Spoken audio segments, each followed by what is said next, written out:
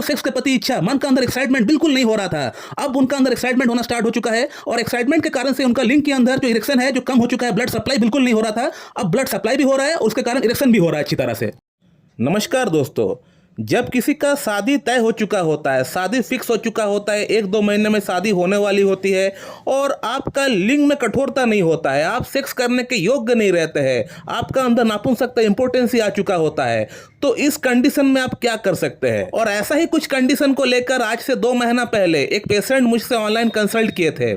उनका कंडीशन भी कुछ इसी प्रकार का था कि 2 महीने बाद इनका शादी होने वाली थी और इनका लिंग में कठोरता बिल्कुल नहीं आता है, इनका मन का अंदर सेक्स के प्रति कोई विचार नहीं होता है और 2 ही महीने बाद इनका शादी होने वाली थी और इनका लिंग में बिल्कुल भी इरेक्शन नहीं है। और ऐसा कंडीशन में ये मेरे पास आए। मैं इस पेशेंट का पूरा थॉरोली केस टेकिंग किया।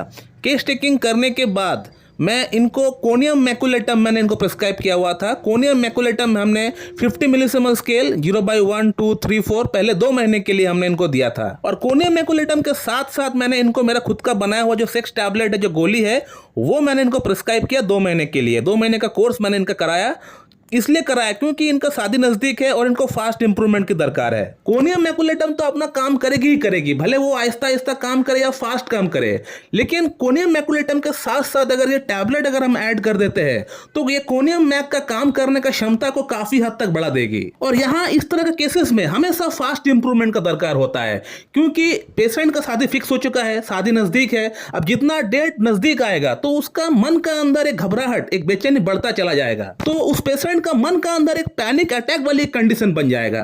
तो ये पैनिक अटैक वाली जो कंडीशन है यही सबसे बुरा होता है। मन ही सब कुछ पूरा बॉडी को चलाता है, तो मन ही अगर पेशेंट का विचलित हो जाएगा तो प्रॉब्लम कैसे सॉल्व हो पाएगा। तो इसीलिए पेशेंट को जल्द से जल्द इंप्रूवमेंट चाहिए इस तरह के केसेस में। दोस्तों, इस पेशेंट का ट्रीटमेंट हमारे पास चलते हुए 2 महीना हो चुका है और इनका फीडबैक क्या है मैं आपको जरूर दिखाऊंगा, थोड़ी देर बाद जरूर दिखाऊंगा इस वीडियो में।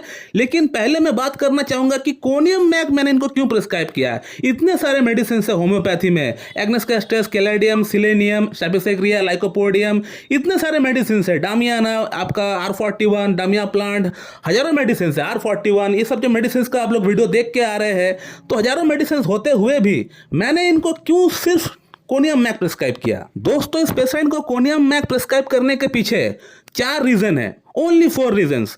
और इन 4 बातों को देखते हुए मैंने इनको कोनियम मैक प्रिस्क्राइब किया और प्रॉब्लम कैसा सॉल्व हुआ ये मैं थोड़ी देर बाद आपको बताऊंगा। दोस्तों, इस पेशेंट का जो पहला लक्षण मैंने लिया है वो है सप्रेशन ऑफ सेक्सुअल डिजायर, यानी सेक्स के प्रति जो इच्छा होता है, जो भावनाएं होता है, उसको दबाना।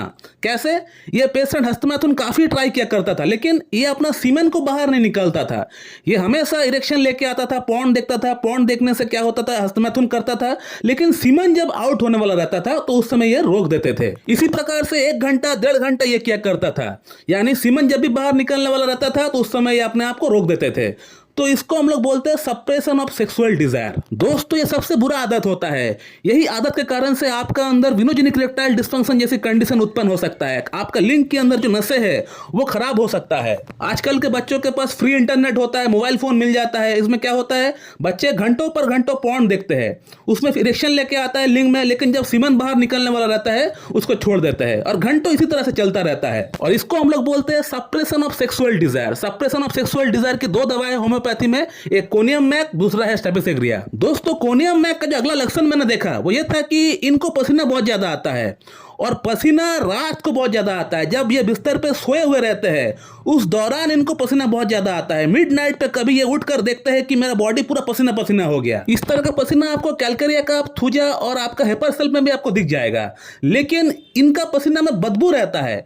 लेकिन कोनियम मैक का जो पसीना होता है इसमें कोई बदबू नहीं रहता है। दोस्तों, इनका 3rd लक्षण जो मैंने देखा वो ये था कि इनका पैरों में, यानी lower parts of the limb, जिसको हम लोग लिम्स बोलते हैं, वहां पे एक अजीब सी, वहां पे नमनेस सी, एक वहां पे अजीब सी झुंझुनाहट सी वहां पे हुआ करता है इनको। इवन कि अगर उनको वहां पे गर्म पानी या गर्म तेल भी गिर जाता है पैरों में तो इनको पता नहीं चलता है। ये तो बड़ा यूनिक सिम्टम है, बड़ा पिकुलियर सिम्टम है कि पैरों में गर्म तेल गिर जाता है या गर्म पानी गिर जाता है, इनको पता तक नहीं चलता है। लेकिन दोस्तों, ये सिम्टम डायबिटीज न्यूरोपैथी में बहुत कॉमन है। अगर पेशेंट को डायबिटीज है, ब्लड शुगर है और पेशेंट को अगर ये प्रॉब्लम होता है तो ये कॉमन है, तो इसको लेकर जरा सोचना नहीं है। लेकिन अगर पेशेंट को आपका डायबिटीज नहीं है फिर भी ये प्रॉब्लम हो रहा है, तो फिर ये पिकुलियर सिम्टम है। लेकिन मेरा पेशेंट को ब्लड शुगर नहीं है, लेकिन फिर भी इनको ये प्रॉब्लम हो रहा है, तो ये मेरे लिए पिकुलियर सिम्टम हो गया। और यदि आपको रेपर्टरी देखने आता है तो केंट रेपर्टरी के अंदर आप चले जाइए, एक्सट्रीमिटीज चैप्टर नमनेस का अंदर आप देखिए वहां पे कोनियम है या नहीं। कोनियम वहां पे आप देख पाएंगे फर्स्ट ग्रेड में दिया गया है इस सिम्टम के लिए। तो ये था थर्ड सिम्टम। अब इनका फोर्थ सिम्टम जो मैंने देखा वो ये था कि जब भी ये बिस्तर पे जाते हैं सोने के लिए, और सोने के लिए जब भी वो अपना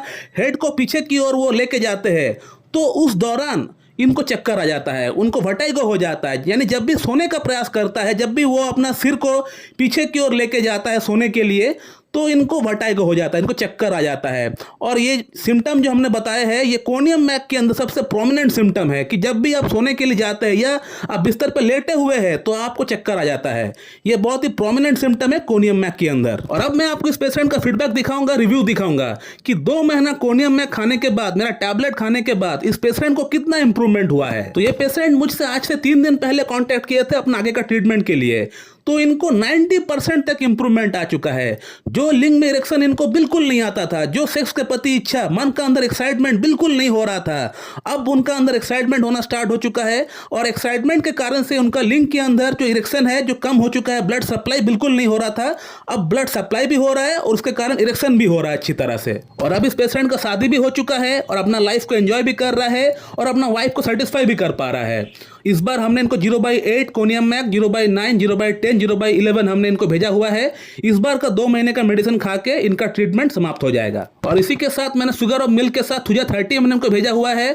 थुजा 30 का इनको 3 डोज हम इसको देंगे, इसलिए देना चाहेंगे क्योंकि एक एंटीसाइकोटिक मेडिसिन है और ये प्रॉब्लम बाद में रिलैप्स ना करे। प्रॉब्लम तो बहुत लोग सही कर सकता है, एलोपैथिक मेडिसिन आप आज खाएंगे तो आपको फुल इंप्रूवमेंट हो जाता है, लेकिन कल अगर आप नहीं खाएंगे तो फिर से वहीं पे चले जाएंगे। सिमिलरली आयुर्वेदिक में भी, यूनानी में भी यही बात है, जब तक मेडिसिन खाते हैं तो आपको फायदा जरूर होता है, लेकिन जब प्रॉब्लम क्रॉनिक हो जाता है फिर आप आयुर्वेदिक इलाज कराते हैं, यूनानी कराते हैं, तो वहां पे भी ऐसी ही बात होता है। इलाज जब तक कराते हैं तब तक सही रहते हैं, उसके बाद फिर से प्रॉब्लम स्टार्ट हो जाता है। एकमात्र परमानेंट रेस्टोरेशन संभव है होम्योपैथी में। होम्योपैथी में अगर कोई पेशेंट हमारे पास इलाज कराने के लिए आते हैं तो उसका 4 महीना, 6 महीना, 1 साल जब तक हम लोग इलाज करते हैं वो तो ठीक है, लेकिन इलाज समाप्त होने के बाद, खत्म होने के बाद ये प्रॉब्लम फिर से दोबारा वापस ना आए, ये हम लोग इस पे खास ध्यान देते हैं, क्योंकि हम लोग परमानेंट रेस्टोरेशन ऑफ हेल्थ पे हम लोग बिलीव करते हैं। और परमानेंट रेस्टोरेशन ऑफ हेल्थ एकमात्र होम्योपैथी से ही हो सकता है और कोई पैथी में संभव नहीं है। और साथ ही साथ आपको लाइफस्टाइल में भी आपको बदलाव लाना पड़ेगा, चेंजेस लाना पड़ेगा। आपका खान पीन में,